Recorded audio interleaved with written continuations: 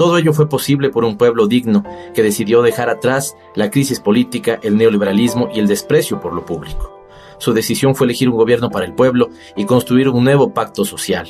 Dejamos así el país de la desesperanza por un Ecuador de oportunidades y buen vivir. Darle a él.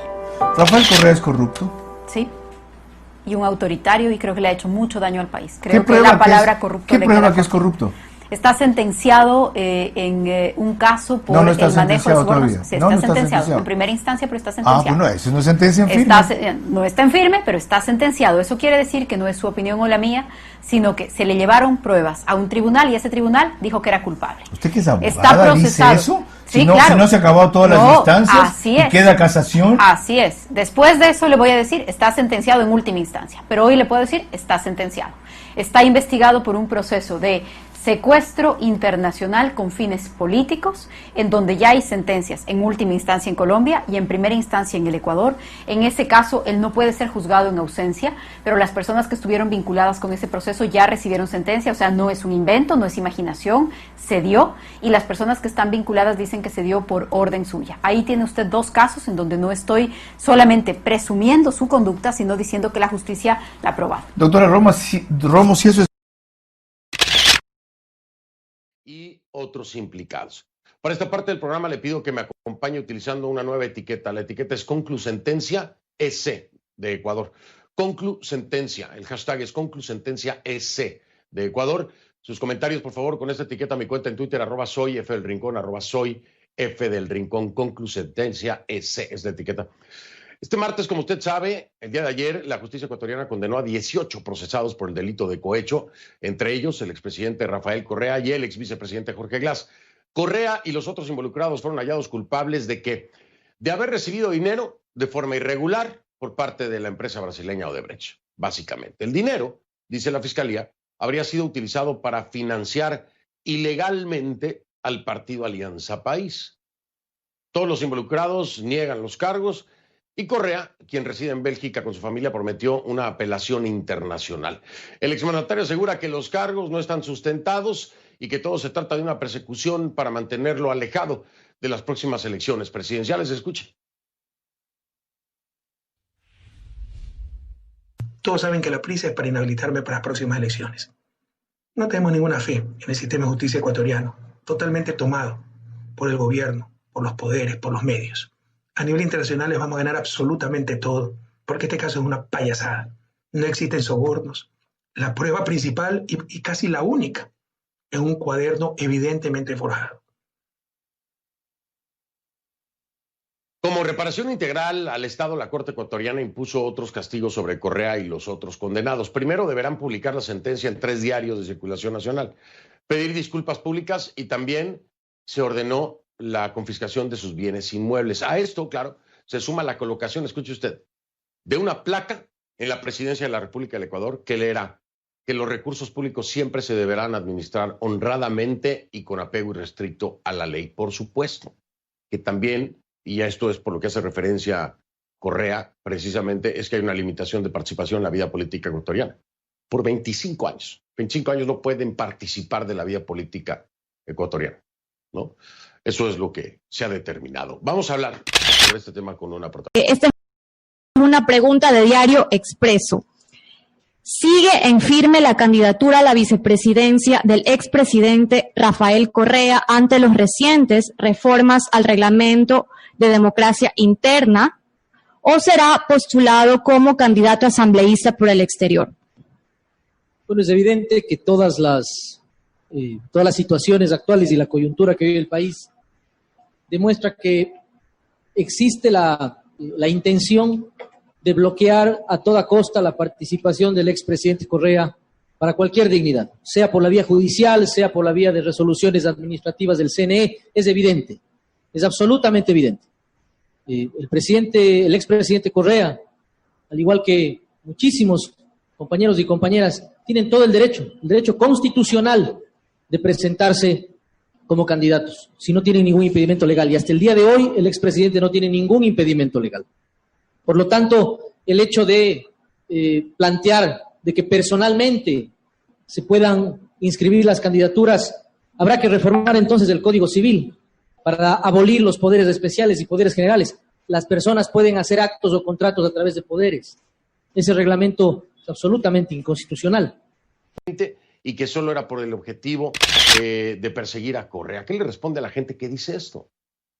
El concurso público de méritos y de oposición contempló algunos parámetros y elementos, entre ellos un examen escrito, un examen oral, impugnación y méritos. La nota global de la fiscal general del Ecuador es de 88.17 sobre 100.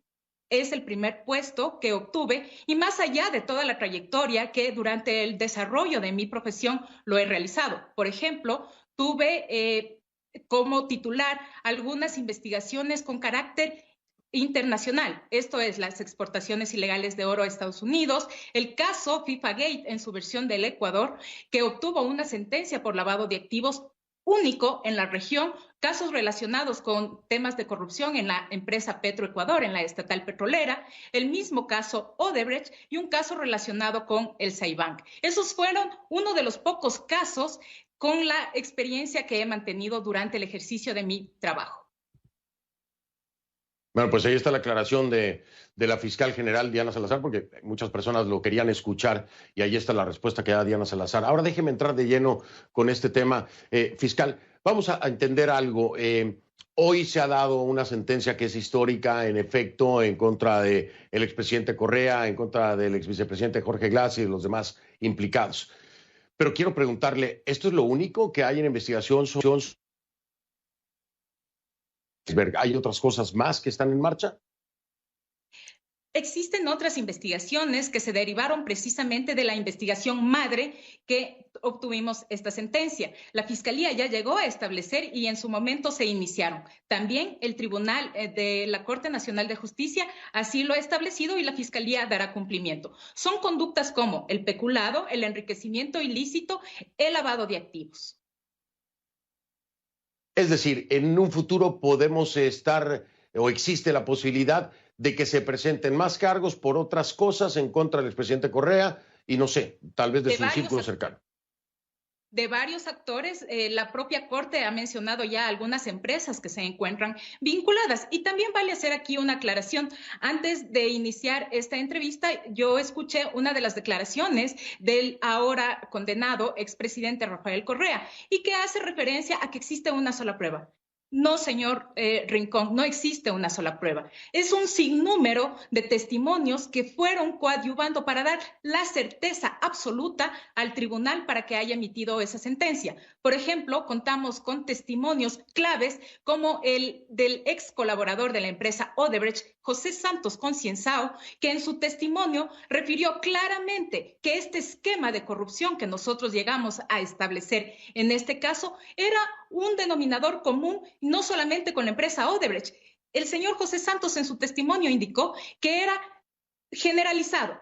Todas las empresas, sean argentinas, ecuatorianas, brasileñas, tenían que pagar un peaje y que fue el ex vicepresidente Jorge Glass que le solicitó $1 millón para la campaña.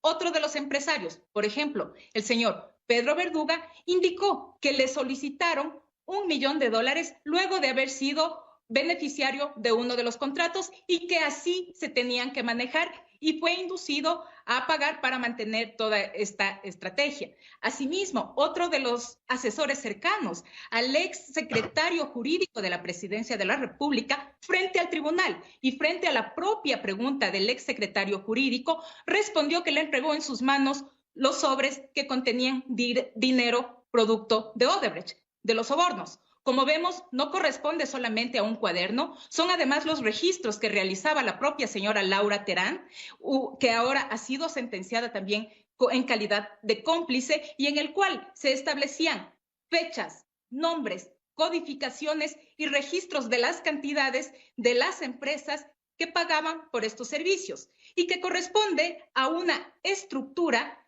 criminal conformada por exfuncionarios públicos con el expresidente Rafael Correa a la cabeza y personas, empresarios dedicados a la actividad privada que a cambio de obtener contratos con el Estado pagaban todos los gastos del movimiento y también en unos casos temas relacionados con el propio Estado. Por ejemplo, lo emblemático, una campaña denominada Salvemos el Yasuní fue cancelada por uno de los empresarios y solicitada a su vez por el ciudadano Fernando Alvarado, que ahora también ha sido sentenciado. Esos son los hechos, en breve resumen, que ha llegado al convencimiento, más allá de toda duda razonable, al tribunal para haber obtenido esta sentencia. Todo gira alrededor de la publicación de Villavicencio y Zurita y alrededor del cuaderno de Pamela Martínez, lo cual en ningún caso, para ninguna legislación, es prueba suficiente de lo que se está acusando, y mucho menos para acusarle a Rafael Correa y a Jorge Glass de instigación, de cohecho. Es absurdo por donde se lo quiera ver. La publicación de Villavicencio y Zurita dice Odebrecht puso presidente. Y resulta que Odebrecht no es acusado siquiera y mucho menos sentenciado. Así que no solo Odebrecht, no nos olvidemos del escándalo de INA Papers, en donde el principal, yo le denomino el padrino de INA, es el señor Kai Rung Wo, que actuaba a nombre de Sinohydro. Pues bueno, el señor Kai Rung Wo también fue sobreseído, y la compañía Sinohydro tampoco está responsabilizada acá. Es decir, lo que hicieron en la Fiscalía, y eso no lo he dicho yo, lo dijo la jueza Daniela Camacho en su auto de llamamiento a juicio, cuando dijo que la investigación fue desordenada, que la Fiscalía actuó con falta de imparcialidad y había quebrantado el principio de objetividad. La Corte Interamericana de Derechos Humanos se ha pronunciado varias veces sobre lo que implica la ruptura del principio de congruencia. Los jueces tienen que sentenciar por lo que la Fiscalía acusó. Y la Fiscalía investigó, probó y acusó una cosa. Los jueces hoy, lo que debieron haber hecho, digamos, el martes, es reconocer la inocencia de los procesados, estableciendo que la Fiscalía no pudo probar su teoría del caso. El sistema judicial en el Ecuador debe tener alrededor de 15.000 procesos represados al menos. Pero aquí la única que importa es esta, ¿no? Recuerda que la Fiscalía General del Estado emitió un comunicado de prensa diciendo que encuentra fundamentos para acusar de peculado el escándalo de Granda de las mascarillas, pero en el mismo comunicado de prensa dice que cuando las cosas regresen a la normalidad se hará la audiencia de formulación de cargos.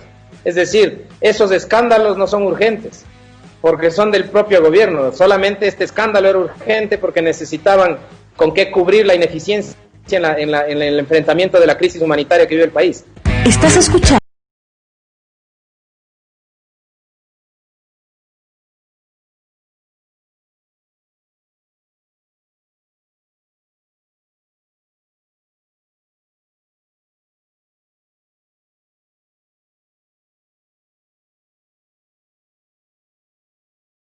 Que persigue hechos, no personas. Entonces nosotros actuamos objetivamente con base en los elementos que recabamos en el transcurso de nuestra investigación de manera responsable. Pues ahí está, es la fiscal Diana Salazar, la fiscal general del Estado de Ecuador. Desde Quito me acompaña. Fiscal, mil gracias por acompañarme y por ser tan franca con sus respuestas a preguntas también difíciles. Muchísimas gracias. Muchas gracias. Gracias a usted también por la oportunidad, Fernando. En propias. A él no le correspondía ver qué hacía la señora Pamela Martínez, le hizo un encargo. Si alguien vulneró la confianza de la señora Pamela Martínez, si el presidente Correa no se apartó de su rol, no se le puede imputar objetivamente un delito.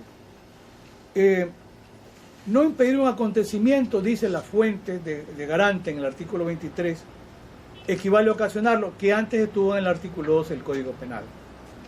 Es interesante, además, cuando haga el tribunal la adecuada valoración de la prueba practicada, va a apreciar que se citan como medios de prueba las declaraciones de Pamela Martínez y de la señora Laura Terán. Son coacusados. Yo en algún momento he hecho una referencia por escrito y en audiencia. Francisco Muñoz Conde tuvo la bondad de enviarme una edición de uno de sus libros, La búsqueda de la verdad en el proceso penal. Y está allí debidamente sostenido, como en España está desacreditada la valoración probatoria de las declaraciones de los coacusados. Como dice Francisco Muñoz Conde, Los tribunales españoles han podido determinar que un poco lo que está pasando